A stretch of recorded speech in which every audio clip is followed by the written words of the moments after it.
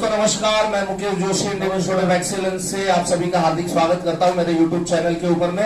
और जब जब कोई ऐसा प्रश्न, विकट प्रश्न आ जाता है तो प्रश्न का जवाब लेके आप लोगों के बीच में उपस्थित होता हूं। कल से मैं एक देख रहा हूं कि एक बार बार मेरे पास कम से कम 40-50 लोगों का नोटिफिकेशन आया है, 40-50 लोगों की पोस्ट आई है कि मुकेश भाई ये सब क्या हो रहा है, एलआईसी में क्या हो रहा है। तो मुझे लगा कि आज का वीडियो इसी के लिए पेश किया जाए। हालांकि अभी फिलहाल मैं दोस्तों पुणे में हूं और पुणे में मेरा 713वां बेसिक कोर्स अभी चल रहा है और यहां पर करीब करीब 90 पार्टिसिपेंट्स यहां पर पार्टिसिपेट कर रहे हैं। अलग अलग प्रांत से आए हुए हमारे दोस्त लोग हैं, तो उन लोगों का स्वागत किया जाए। एक बार जोरदार तालियां।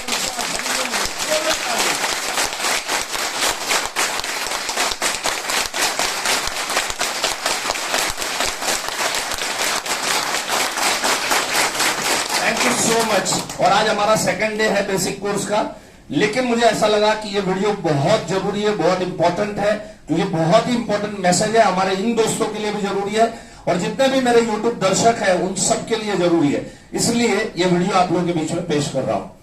दोस्तों कल से व्हाट्सएप के ऊपर में बहुत वायरल हुआ है कि एलआईसी ने अडानी ग्रुप ऑफ कंपनी के 18,000 करोड़ के शेयर्स की वैल्यू का नुकसान किया है। सही है, गलत नहीं है, न्यूज कोई गलत नहीं है, लेकिन देखो न्यूज में फर्क होता है। अभी इसमें इन लोगों ने क्या किया है कि 18,000 करोड़ का लॉस किया है। ये एक्चुअल लॉस नहीं है। चलो मैं आपको इसको विस्तार से समझाता हूं। मैं अगर 20,000 करोड़ का शेयर्स लिया गया हो और 20,000 करोड़ के शेयर्स की वैल्यू धीरे धीरे धीरे करके बढ़ते बढ़ते 80,000 करोड़ हो गई हो। अब 20,000 करोड़ की शेयर की वैल्यू 80,000 करोड़ हो गई है और उसमें से अब घट के 20,000 करोड़ का कम हो गया।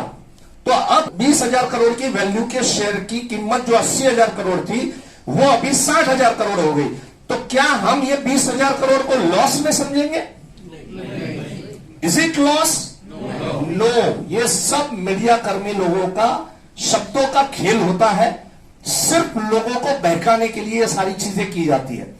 एक्चुअल में 20,000 करोड़ के शेयर्स खरीदे थे, बढ़ते बढ़ते 30,000 करोड़ हुए, 40,000 करोड़ हुए, 50,000 करोड़ हुए, 60,000 करोड़ हुए, 80,000 करोड़ हुए।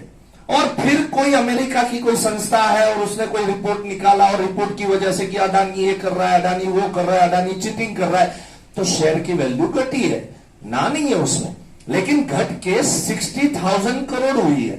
राइट। तो अभी भी हमारे पास में 40,000 करोड़ का प्रॉफिट अभी भी है।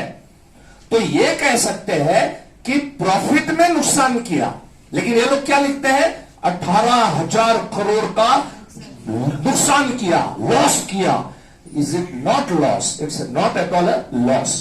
दूसरी बात है, जिनको पता नहीं है संपत्ति क्या है, कितनी है, वैल्यू क्या है, किसी कंपनी की वैल्यू 35 लाख करोड़ है। कितने जीरो होंगे? कोई जरा एक्सपर्ट बंदा यहां पर गिन के दिखाएगा कितने जीरो होंगे? 12 जीरो। 7 + 5 है ना करोड़ के, तो 7 + 5 मतलब 35 के आगे 12 जीरो लगा के देखो। अगर 35 लाख करोड़ की संपत्ति में से अगर 20,000 करोड़ का अगर लॉस, चलो मान के भी चलो, अभी तो शेयर्स बेचा नहीं है। मैं एक वीडियो आप लोगों को यहां पर प्रदर्शित कर रहा हूं, उस वीडियो के अंदर में मीडिया नहीं कहा है। एलआईसी ने अडानी ग्रुप के ज्यादातर शेयर्स में निवेश कर रखा, उसमें से गैस और ट्रांसमिशन के शेयर उनकी संख्या में थोड़े ज्यादा है। एलआईसी ये तो कह रहा है कि हम सतर्क हैं, लेकिन वो ये कह रहा है कि अभी फिलहाल हम शेयर कोई बेचने वाले नहीं है अडानी के। एक बार मेरे सहयोगी अनुराग शाह ने पूरी पड़ताल की हुई है, वही आपको जानकारी दे रहे हैं। अनुराग बताएं आप। अडानी ग्रुप के जो शेयरों में भी भारी गिरावट दिखी और उसके पीछे जो हिंडनबर्ग की रिपोर्ट थी वो मुख्य वजह थी और इसका जो इम्पैक्ट है वो एलआईसी पर भी देखने को मिला, क्योंकि एलआईसी का जो निवेश है अडानी ग्रुप के शेयरों में उसकी जो वैल्यू है वो 15,000 करोड़ रुपए से भी ज्यादा कम हुई है। लेकिन जो सूत्रों के मुताबिक एलआईसी इस पैनिक सेल के बाद भी अडानी ग्रुप के शेयरों में बना रहेगा, वो सेल नहीं करेगा, अपना निवेश कम नहीं करेगा, क्योंकि एलआईसी जो है वो लॉन्ग टर्म निवेश करता है और लंबी अवधि के नजरिए से निवेश करता है। इसके अलावा एक और जो बड़ा फैक्टर है, एलआईसी जो है वो निवेशित बना रहेगा कि उनका जो M2M गेन है वो अभी भी 3 गुना तक बना हुआ है, 3 टाइम से।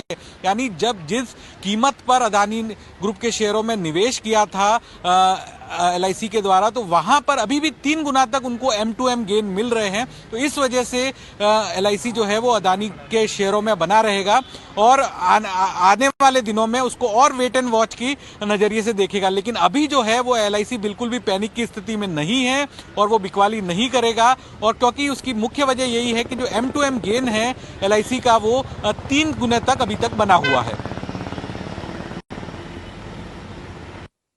अनुराग, आपका ये सारी जानकारी देने के लिए। एलआईसी फिलहाल सतर्क जरूर है लेकिन वो कुछ बेचेगा नहीं। इस बीच हम यूएस मार्केट्स पे आते हैं और उसके बाद आपको एक खबर टेलीकॉम से जुड़ी भी बताएंगे। पहले यूएस मार्केट्स की जो क्लोजिंग हुई है वो बहुत शानदार है। हालांकि भारतीय बाजारों पर तो इस समय अडानी ग्रुप के शेयरों की खुमारी है और उसी की वजह से ही ज्यादातर बाजार आज आपको कमजोर दिख रहे होंगे। एलआईसी के सूत्रों ने कहा है कि अडानी के शेयर्स अभी हमने बेचे नहीं है, अभी होल्ड करके रखे हुए, जब बेचा जाएगा तब वो नुकसान के अंदर में आएगा। और जब भी हम आज एलआईसी का कोई भी इन्वेस्टमेंट जो डिपार्टमेंट है, हम कोई 1 साल 2 साल के लिए इन्वेस्टमेंट नहीं करते, 25 साल 30 साल के लिए किसी भी कंपनी के अंदर में इन्वेस्टमेंट होता है, राइट। सो ये शॉर्ट टर्म के अंदर में इस तरह की बातें ऊपर नीचे चलती रहती है। और ये टोटल 35 लाख करोड़ की संपत्ति में से सिर्फ 7% संपत्ति शेयर मार्केट में लगती है। कितनी? ओनली 7% संपत्ति शेयर मार्केट में लगती है।